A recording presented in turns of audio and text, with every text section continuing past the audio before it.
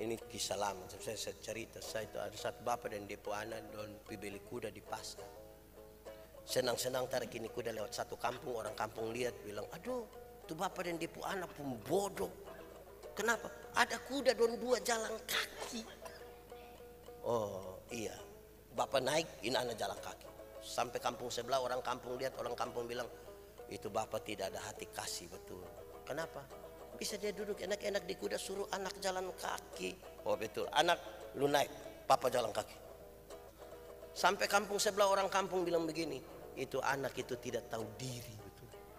Kok bisa? Iya, masa dia naik kuda baru suruh dia pun bapak jalan kaki. Oh betul, bapak mari kita dua naik sama-sama yang kuda.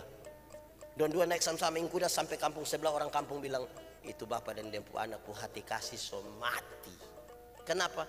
Kuda su capek begitu dan dua masih naik lagi di atas kuda. Akhirnya dia pembapak sepakat, bapak kuda su capek jadi kita dua turun kok pikul saya ini kuda.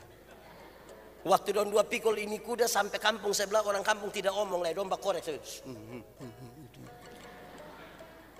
Karena hidup hanya ikut orang lain punya cara berpikir.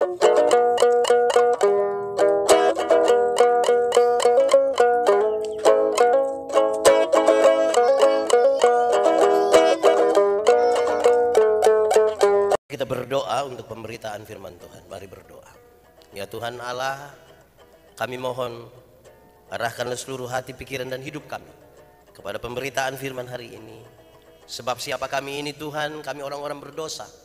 Dan karena dosa membuat kami sangat terbatas. Tidak mungkin kami mengerti firman-Mu kecuali kalau Tuhan menolong kami. Kuat kuasa Roh Kudus mulai yang mampu melakukan itu semua atas kami.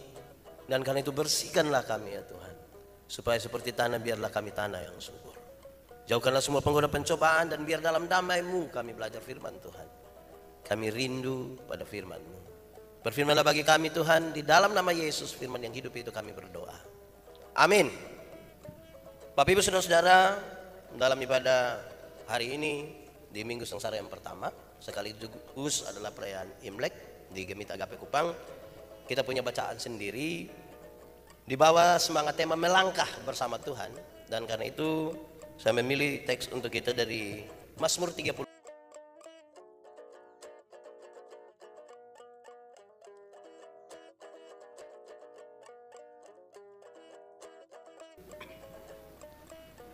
Tuhan menetapkan langkah-langkah orang yang hidupnya berkenan kepadanya.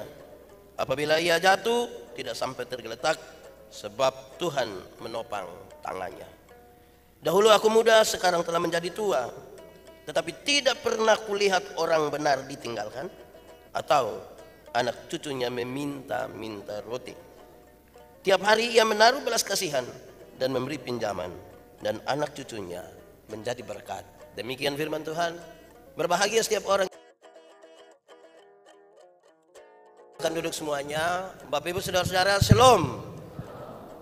Saudara harus tenang benar-benar dan mendengarkan khotbah hari ini. Karena saya akan berkhotbah dalam bahasa Mandarin yang sudah diterjemahkan ke dalam bahasa. Oh, tahu juga ya. Nah, kira-kira begitu. Baik. Kali ini sekaligus adalah Imlek, perayaan Imlek tahun baru. Yang bagian pertama saya akan menyampaikan kepada kita informasi. Ini berkaitan dengan informasi. Yaitu di dunia ini perayaan tahun baru itu ada banyak. Nanti saudara boleh menambahkan, saya sebutkan beberapa. Pertama ada tahun baru Masehi. Itu yang 1 Januari. Ada tahun baru Islam. Ada tahun baru Cina. Di beberapa negara pun punya tahun baru sendiri. Ada tahun baru di Thailand, ada tahun baru di Nepal.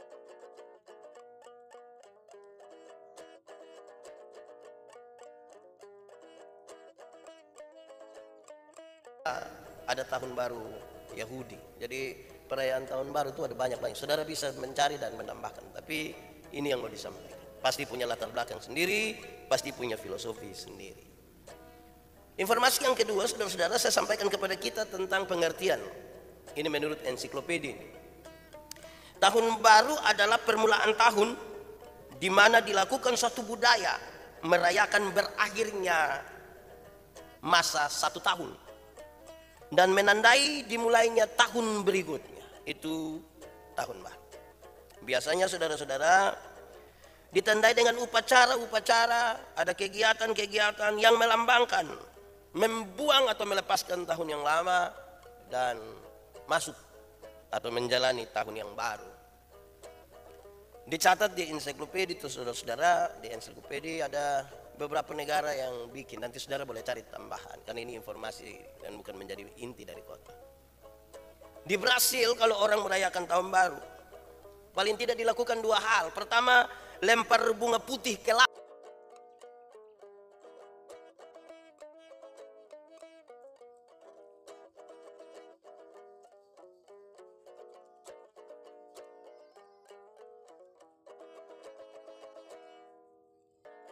Putih, melemparkan bunga putih dan lilin ke laut saat malam tahun baru adalah bentuk persembahan kepada Yemanja, Dewi Laut. Yemanja dipercaya menyukai bunga putih, terutama mawar putih. Jika dalam acara tersebut laut mengembalikan persembahan tersebut, berarti sang dewi dianggap menerima persembahan itu. Meskipun begitu, hal tersebut diyakini bukanlah sebuah hukuman. Maaf, kalau dia kasih kembali dianggap tidak menerima begitu, tapi itu tidak dianggap sebuah hukuman. Atau yang kedua, saudara-saudara, di Brasil merayakan tahun baru orang suka melakukan melompat 7 ombak. Tradisi tahun baru lainnya di Brasil adalah melompat ombak. Penduduk akan datang ke pantai, melepas sepatu dan melompat 7 ombak. Tradisi ini dipercaya membawa kekuatan dan harapan di tahun mendatang. Setiap melompat disertai doa atau permintaan yang ingin terkabul di tahun berikutnya. Jadi ombak datang, lompat. Yang belum nikah pasti bilang nikah. Yang miskin langsung bilang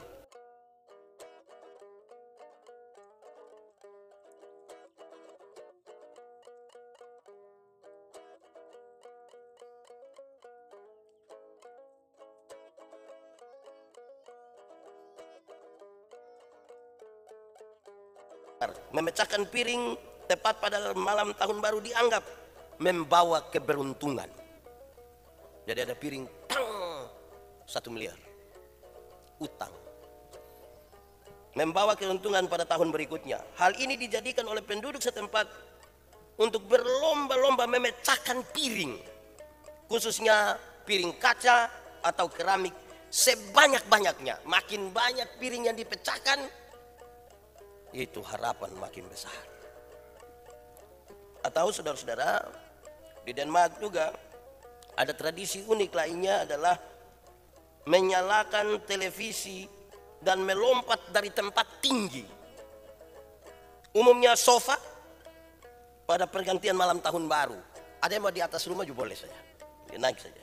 Tradisi ini dipercaya menyimbolkan kemampuan untuk mengatasi tantangan dan kesulitan pada tahun berikutnya. Itu di Denmark. Di Italia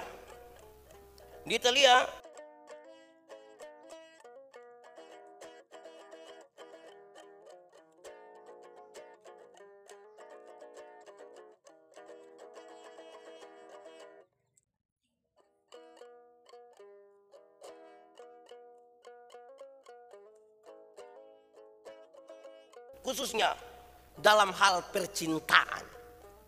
Jadi mungkin yang belum nikah dong semua akan rame-rame pakai celana dalam merah. Akan membawa keuntungan terutama dalam hal percintaan. Tradisi ini dilakukan oleh laki-laki maupun perempuan. Atau yang kedua, saudara-saudara, di Italia biasa mereka memakan kacang saat malam tahun baru, dipercaya dapat membawa keberuntungan. Di Jepang, tradisi unik di Jepang merayakan tahun baru dengan cara memukul atau membunyikan lonceng sebanyak 108 kali. Pukulan selama 108 kali dianggap sebagai harapan, keinginan atau penderitaan yang telah dialami. Menurut penduduk di Jepang, kegiatan pukul lonceng dianggap mampu menghilangkan emosi, marah, dan hal-hal negatif yang ada. Jadi daripada marah kau pukul orang, lebih baik pukul lonceng. Bagus juga ini. Di Australia, perayaan malam tahun baru menggunakan kembang api.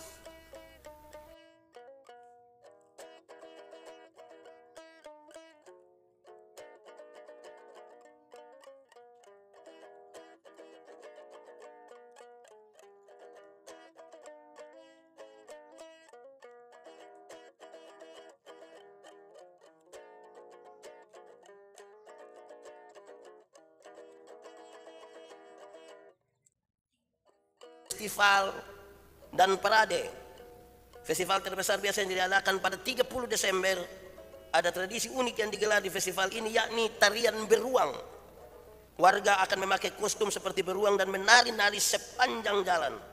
Kostum beruang ini bisa berasal dari bulu asli atau sintetis dan umumnya telah dipakai selama puluhan tahun.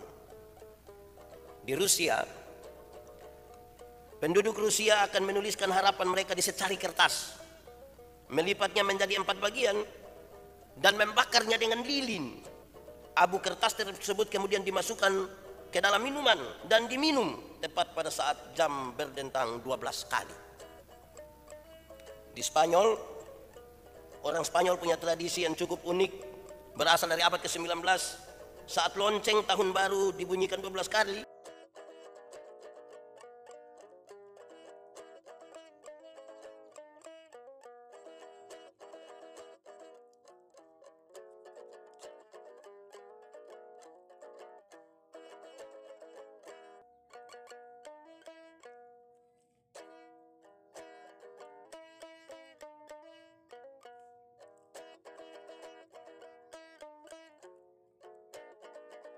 beberapa negara begitu, ada yang tas pice piring, pukul lonceng, pakai celana dalam, merah, makan kacang. Pertanyaannya, saudara yang tadi malam merayakan Imlek, tahun baru Cina, itu bikin apa? Dengan maksud apa? Itu juga penting itu. Jangan sampai kita bilang ini dari dulu memang sebegitu, tapi kita juga tidak tahu maksud dan filosofi. Informasi-informasi tadi menolong kita untuk melihat lalu kita buat apa di perayaan tahun baru. Itu serius sekali. Saudara-saudara, catatannya adalah semua yang kita lakukan harus punya makna. Makna yang menolong kita untuk mensiasati hidup lebih baik. Biasanya saudara-saudara di tahun baru, rata-rata orang berkomitmen untuk menjadi lebih baik, lebih kaya, lebih disayang, berhenti judi, berhenti mabok, berhenti merokok, dan seterusnya. Rata-rata orang punya harapan begitu, dan semua orang sama, mau menjadi lebih baik untuk tahun baru.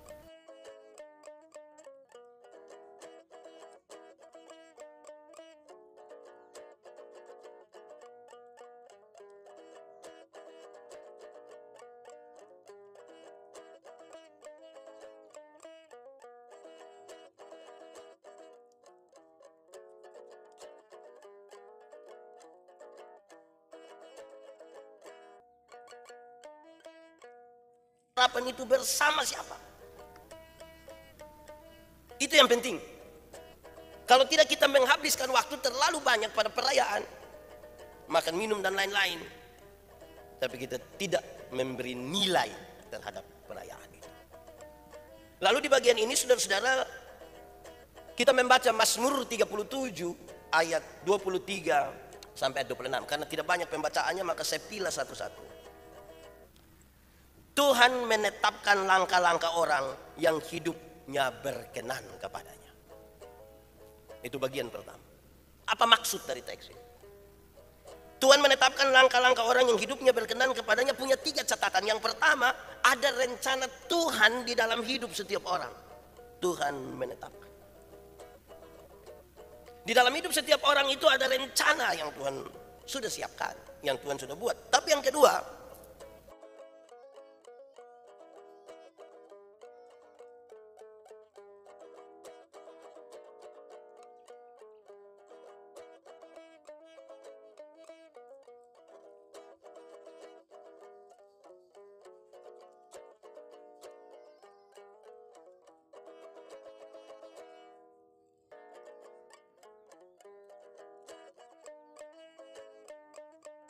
langkah orang yang hidupnya berkenan kepadanya.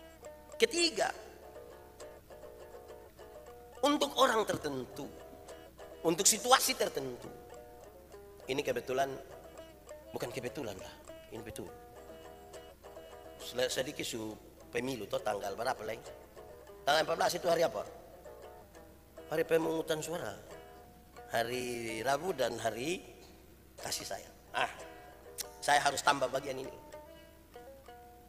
Kadang untuk merencanakan sesuatu yang Tuhan sudah siapkan, tentang orang, tentang pemimpin, ada dua hal. Pertama, Tuhan menunjuk. Tuhan menunjuk. Jadi presiden, jadi wali kota, jadi ketua dewan, jadi anggota. Tuhan menunjuk ini. Tapi ada yang kedua, saya pakai kalimat ini. Tuhan berdiam diri. Tuhan tidak tunjuk dia. Tapi banyak orang mau dia. Tuhan bilang,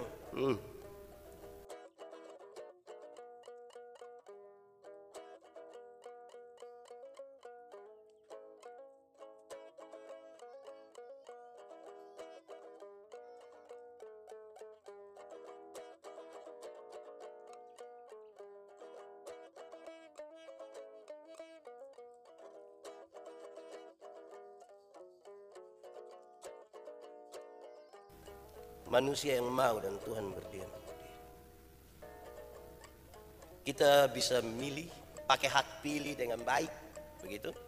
Harus pakai hak pilih, pergi ke TPS, pergi baik-baik di sana, pilihlah di sana, tapi pilih dengan hati yang benar. Jangan sampai kita pun mau tidak sama dengan Tuhan pun mau. Tapi kan kita sudah dapat janji ini, sudah terima itu, itu yang biasa jadi masalah. Itu pertama, Tuhan menetapkan langkah-langkah orang yang hidupnya berkenan kepadanya. Bagian kedua, apabila ia jatuh, tidak akan tergeletak, sebab Tuhan menopang tangannya. Apabila dia jatuh, tidak akan tergeletak, kan Tuhan menopang. Jatuh, ya.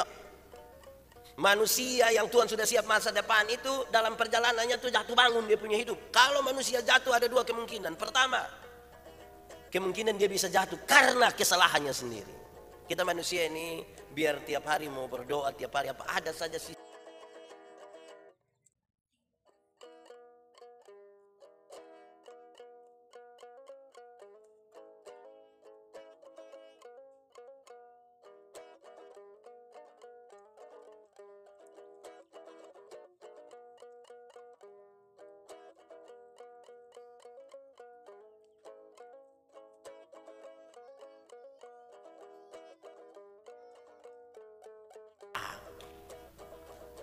Tuhan menopang dia. Catatannya adalah satu, apabila dia jatuh, dia bisa mengalami mujizat yang Tuhan siapkan atas mereka. Apabila dia ada masalah, baik karena persoalannya sendiri, disebabkan oleh dirinya sendiri atau karena orang lain dan sekitarnya, tapi ada mujizat yang bisa dialami. Atau yang kedua, apabila dia jatuh, ada jalan keluar yang Tuhan siapkan. Ada satu tuh mujizat itu di luar dari dia punya kemampuan. Tapi yang kedua ada jalan keluar yang Tuhan siapkan. Dengan dia melakukan itu, dia yang jatuh tuh bangkit kembali. Selanjutnya,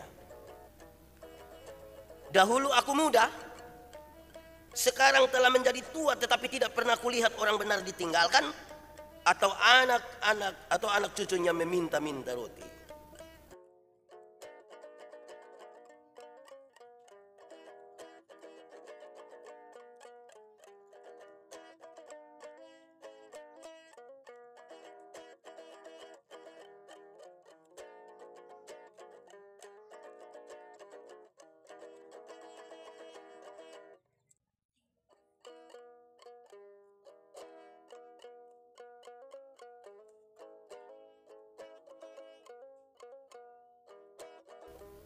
Mungkin dia tidak menyimpan terlalu banyak, tapi dia tidak susah. Bahkan itu pengalaman dari muda sampai dia tua. Dari generasinya sampai generasi berikutnya, hidup berkenan kepada Tuhan. Tuhan yang pegang, dia akan jatuh bangun. Tetapi Tuhan tetap menyertai dan anak cucunya tidak akan meminta-minta. Lanjutan, di bagian terakhir dia begini. Tiap hari dia menaruh belas kasihan dan memberi pinjaman. Dan anak cucunya menjadi berkat. Saudara-saudara, orang benar tadi yang Tuhan tuntun, yang mengalami banyak dinamika, tiap hari dia menaruh belas kasihan dan anak cucunya menjadi berkat. Catatannya adalah, ini catatan menarik saudara, ada tersebutkan kekayaan, bantuan dan lain sebagainya. Tapi catatannya begini, saudara-saudara perlu ingat baik-baik jemaat Tuhan sekalian bahwa kekayaan itu netral. Kekayaan itu netral. Harta yang ada pada saudara-saudara itu netral.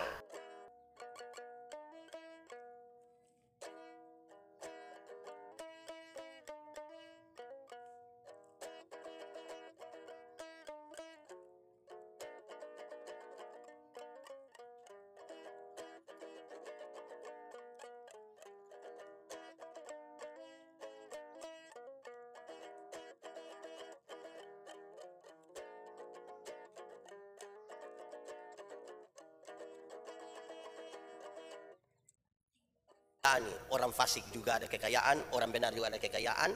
Kan dia tidak memihak, kekayaan bisa ada di siapa saja. Yang membedakannya adalah sikap terhadap sesama. Orang benar akan penuh dengan belas kasihan, menggunakan kekayaan yang ada padanya, bermurah hati, dan menjadi berkat. Orang fasik tidak akan bermurah hati dengan kekayaannya dan tidak menjadi berkat. Itu yang membedakan. Kekayaan sekali lagi netral, dia bisa ada di siapa saja. Yang membedakan antara orang benar dan orang fasik adalah, kalau pada orang benar dia penuh belas kasihan, tetapi kalau dia pada orang fasik, dia tidak ada belas kasihan dalam kekayaannya. Kira-kira teksnya begitu. Mari saudara-saudara kita memberi jawab terhadap tema kita, melangkah bersama Tuhan. 1. Manusia mungkin mereka-rekakan yang jahat bagi saudara. Manusia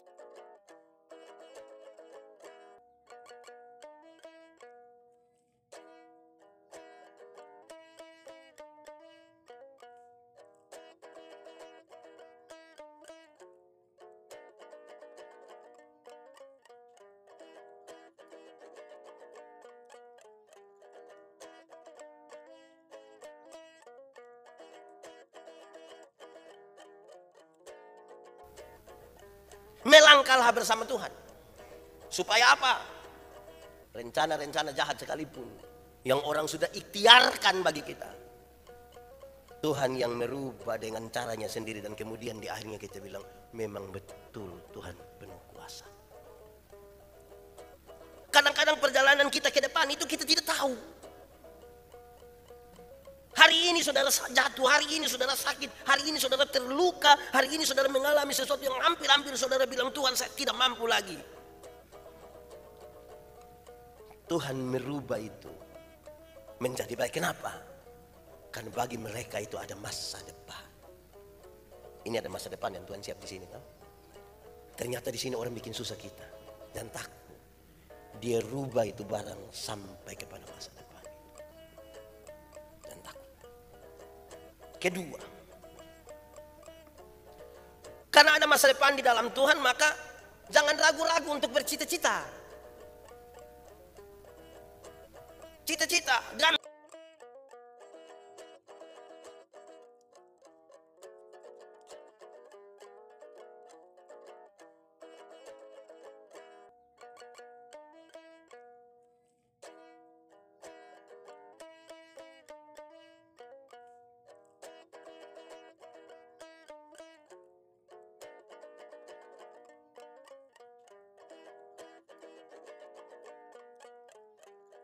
terus dia upload baru tulis bersama Tuhan di perayaan Imlek. Yang tua-tua minta kalau boleh cucu dulu baru dia mati, rumah baik, auto pick up 1. Tuhan kalau tanya, hey Simon minta apa? Jangan bilang Tuhan rumah kecil 1 juga, jangan minta. Minta istana, minta rumah kecil. Jangan takut meminta kepada Tuhan. Toh pada akhirnya Tuhan akan memutuskan juga toh.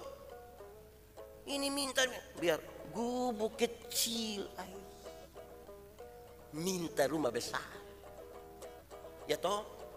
Begitu Pak Pendeta. Iya. Tapi jangan suami dan bilang, Tuhan istri 2 jangan begitu. Itu tidak boleh itu. Tidak boleh. Minta itu jangan takut-takut. Minta saja kepada Tuhan karena ada masa depan. Tapi ada syaratnya di awal tadi toh. Definisikanlah hidup kita sebagai orang yang hidup benar di hadapan Tuhan. Kedua. Ketiga. Ingat baik-baik. Saya kutip Amsal 10 ayat 22. Dalam melangkah bersama Tuhan ini saya kutip ini Amsal 10 ayat 22. Ingat.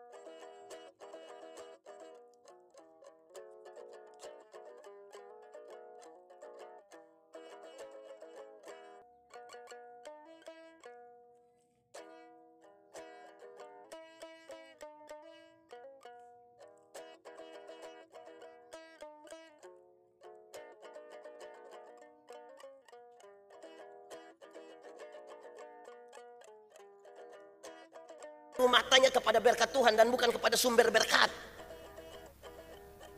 Akhirnya dia tidak percaya Tuhan, dia lebih percaya pada berkat. Sama-sama sebut nama Tuhan, tapi beda karena yang satu melihat kepada sumber berkat, satu melihat pada berkat Tuhan. Nah, itu yang jadi soal. Karena itu saudara-saudara, saya kira ini serius. Ingat, berkat Tuhan yang menjadikan kaya. Mata yang tertuju kepada Tuhan itu yang membuat kita kaya. Kalau kita hanya tertuju kepada berkat-berkat, maka berkat-berkat itu akan membawa masalah bagi kita. Beberapa orang tua bilang ke saya begini, Pak Pendeta, kita juga pikiran ini anak-anak orang. Mati ke setengah harta juga domba kalai, tidak ke setengah harta juga domba puku. Kasihan dong susah, apalagi yang ini anak laki-laki paling pemalas. Jadi sepertinya ke setengah berkat cuma salah, tidak ke setengah cuma salah. Nah, sekarang dia pun jalan keluar. Kalau mau melangkah bersama dengan Tuhan, mata tertuju kepada Tuhan dan jangan tertuju kepada berkat. Mata yang hanya tertuju kepada berkat, dia punya cara menilai Tuhan hanya pada berkat.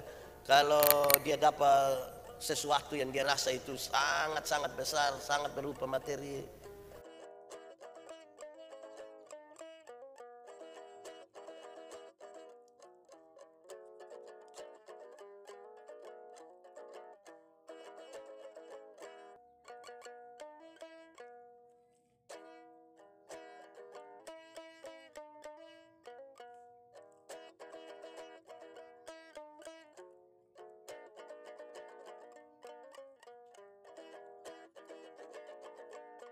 ada masalah, dinamikanya terjadi naik turun. Tetapi karena mata yang tertuju kepada Tuhan, tertuju kepada apa yang Tuhan siapkan, maka dia tidak boleh siapkan waktu terlalu banyak pada hal-hal yang tidak membawa dia melihat kepada Tuhan. Dia mesti tutup mata, tutup telinga terhadap apa yang orang lain katakan, bukan terhadap yang Tuhan katakan. Mesti tutup mata, tutup telinga. Saya pernah bilang pada saudara-saudara, suatu saat ada lomba panjat ini tower, ada 10.000 katak, ada ikut lomba. Katak lomba untuk panjat ini tower yang tinggi sekitar 100 meter, yang nonton manusia tiup lift, katak-katak mulai melompat, manusia berteriak, tidak mungkin, tidak bisa, tidak mungkin, tidak bisa. Baterai pertama 2.500 ekor katak jatuh, tinggal berapa? 7.500. Domber teriak lagi, jatuh. Tinggal 40 meter itu tinggal 2 katak sah.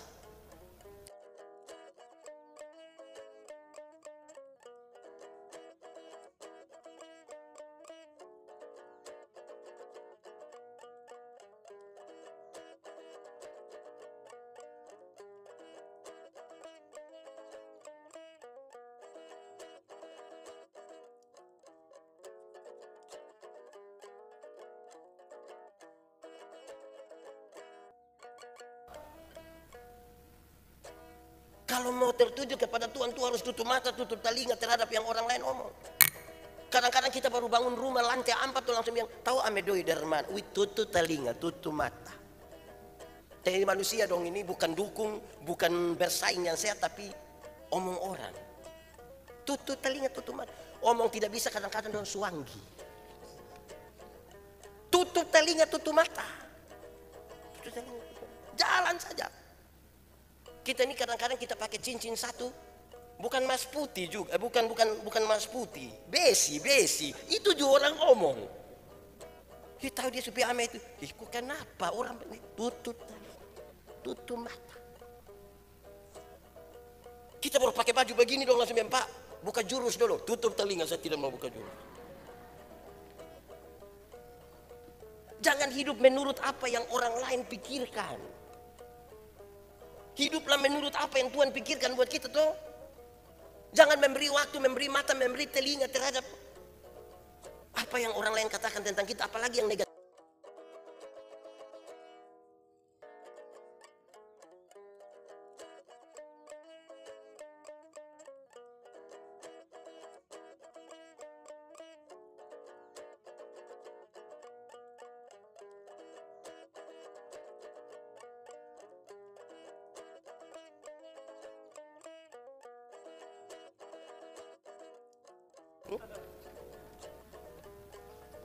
Begitu. Ada Ini kisah lama, saya cerita. Saya itu ada satu bapak dan dia anak don beli kuda di pasar. Senang-senang tarik ini kuda lewat satu kampung, orang kampung lihat bilang, aduh, itu bapak dan dia anak pembodoh. Kenapa? Ada kuda don dua jalan kaki. Oh iya, bapak naik, ini anak jalan kaki.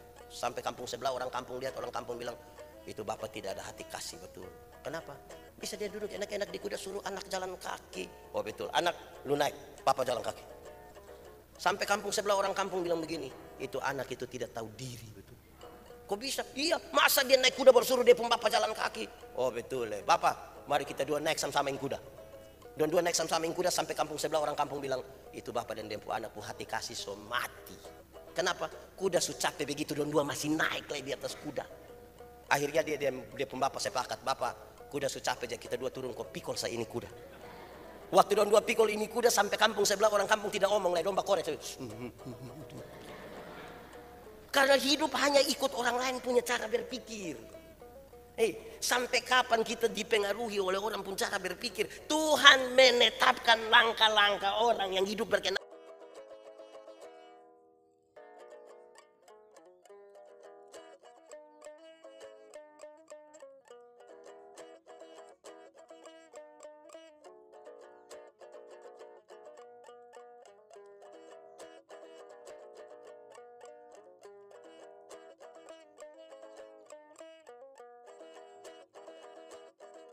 Sampai terletak sebab Tuhan menopang apa tangan. Stop, sudah stop, nanti berlanjut di rumah. Kadang-kadang ketika kita ada masalah, saudara, kita jatuh, kita terlalu berpikir tentang apa yang nanti tetangga dong omong, apa yang nanti ipar-ipar omong, apa yang nanti komisi-komisi omong, apa yang nanti hamba Tuhan satu omong. Stop, pikirlah apa yang Tuhan. Amin kok. Kok saudara tidak amin juga, ini amin ini. Kadang-kadang kita ada masalah, kita terlalu kasih telinga, aduh, tertahu dong su dengar kok balo, aduh. Akhirnya kan kita disandra dengan itu, orang baru lihat kita langsung pikir, ini dia lihat maksud apa ini. Akhirnya kita jauh dari persekutuan ibadah gara-gara dengar orang omong. Betul kok tidak? Kalau kita dengar yang Tuhan omong, orang mau omong apa sekalipun, oh kita berhubungan dengan Tuhan karena Tuhan menetapkan kita hidup. Kelima, saya mau sampaikan ini puncaknya. Anak cucunya tidak akan minta-minta, tiap hari dengan belas kasihan dong menyiapkan di situ dan menjadi.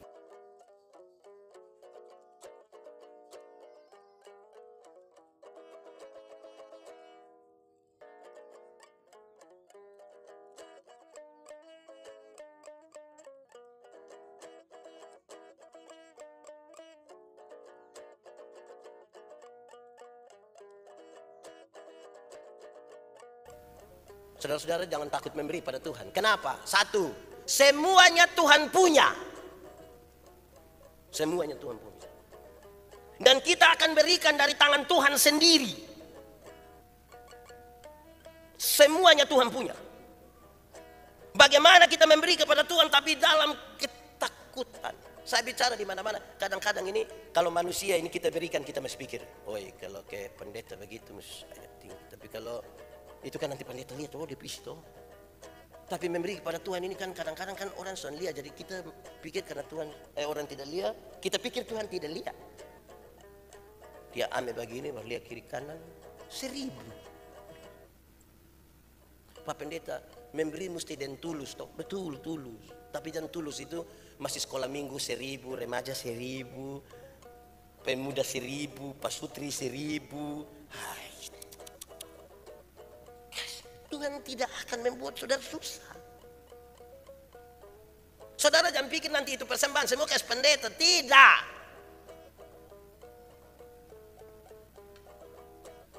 Ada satu waktu saya masih melayani di satu gereja, saudara, dan persembahan kecil, 7.500 per minggu, paling tinggi 12.500.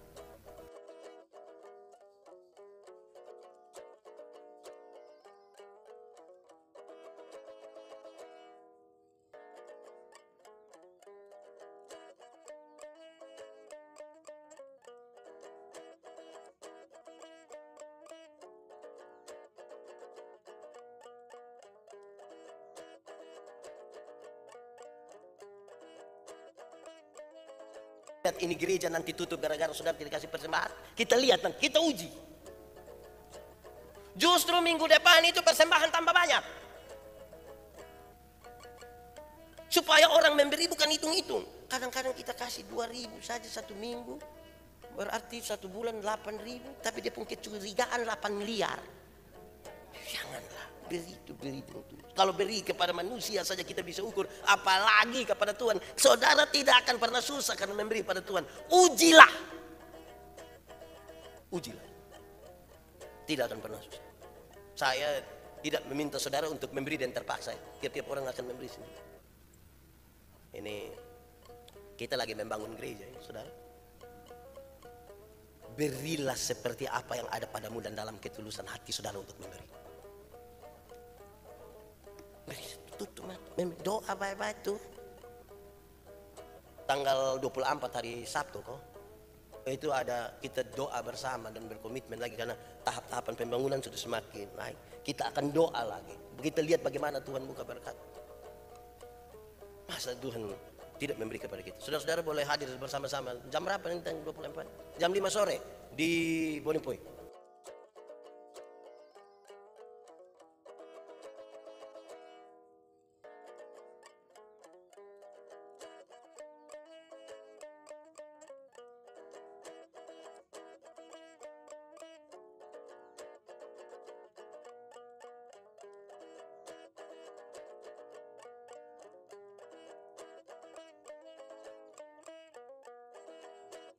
Karunia kepada Tuhan. Ternyata di Tuhan tinggal 2 karunia. Yang satu karunia memberi, satu karunia menerima. Orang pertama cepat-cepat ambil karunia menerima. Jadi karunia apa? Menerima. Tinggal karunia apa? Memberi. Orang kedua garu-garu kepala begini, dia ambil karunia memberi. Lewat 20 tahun kemudian dong ketemu di satu perapatan jalan di lampu merah. Yang punya karunia memberi itu kok dia lebih sukses dari yang punya karunia menerima. Yang punya karunia memberi itu lebih sukses karunia menerima. Jadi waktu dan dua aku lihat begini. Ini satu bilang, Koko, itu hari perasaan kan kakak dapat karunia memberi. Kenapa sekarang kakak lebih sukses dari saya? Terus dia jawab yang begini, kawan, karena Tuhan Allah tahu saya selalu harus memberi, maka kepada saya Tuhan titipkan lebih. Engkau kan mau memberi, toh engkau juga tidak ada ini. Ingat. Tapi kawan ini kan karunia menerima, jadi mana Tuhannya begini. Mana? Kita bisa definisikan kita ini ada di karunia bagian mana. Pak Pendeta.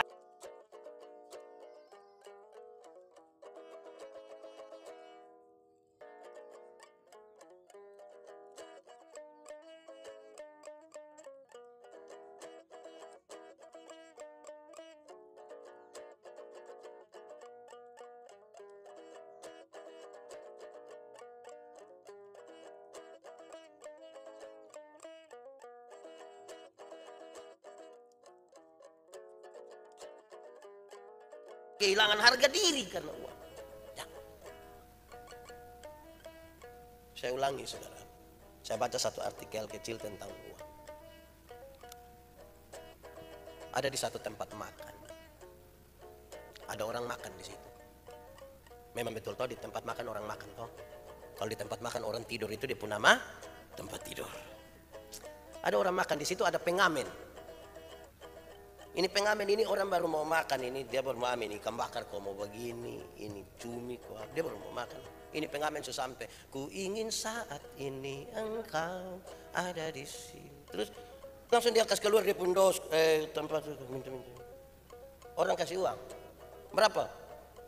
500, 1000, 2000. Di tempat makan yang lain ada orang makan juga, ada juga pengamen, tapi ini pengamen ini dia datang dia bilang begini, Pak Ibu permisi boleh saya menyanyi? Oh, boleh. Pak Ibu mau saya nyanyikan lagu apa? Boleh minta saya nyanyi lagu apa? Belum kasih tahu lagu.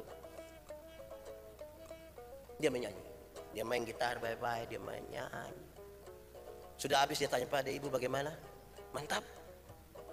Baru dia kasih keluar di tempat uang, orang kasih uang.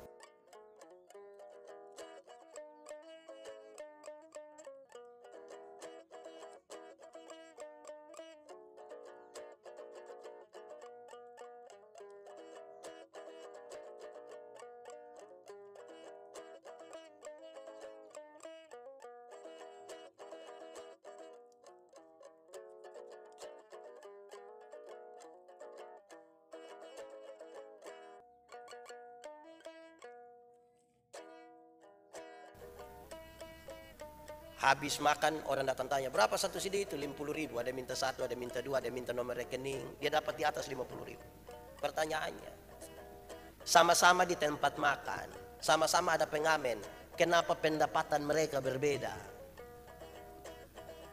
Yang di tempat makan pertama, yang orang baru mau makan, kok dia datang menyanyi seadanya langsung minta uang.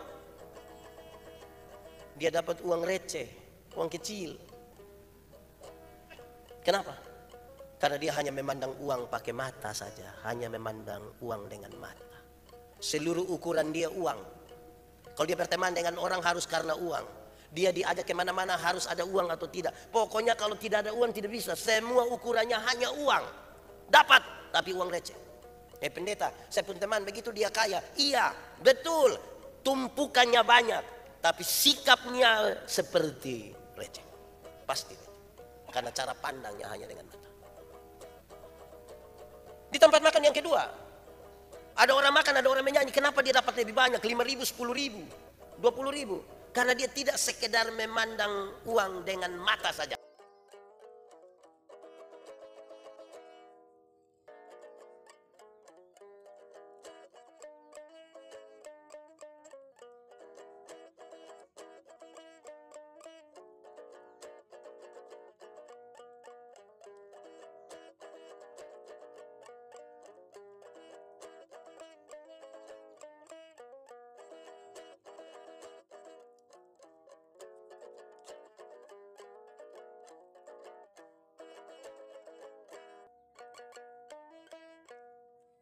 Dia tahu semua lagu dulu baru dia bisa suruh saya. Dia masih bermain demba itu. Oh betul. Kan Tuhan kasih kita talenta karunia, pakai itu. Ya, datang. Di tempat makan yang ketiga, kenapa dia dapat lebih banyak? 50.000 ke atas.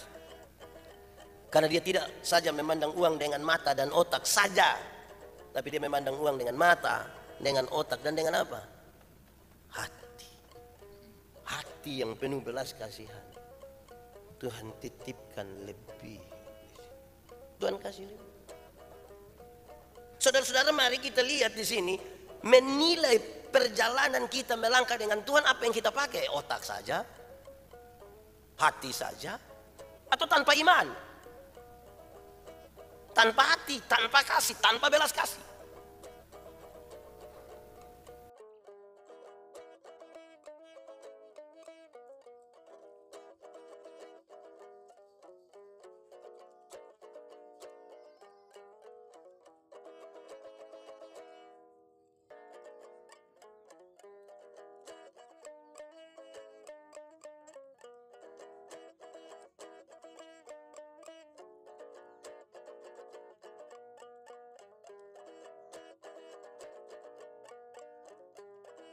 Kotak, hasilnya saudara tahu, hanya 2 tahun selesai itu pembangunan.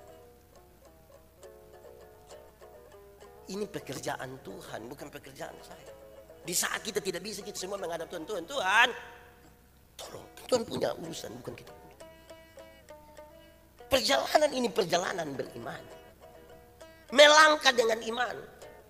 Semua orang akan melewati jalan-jalan hidup mereka, tapi butuh iman.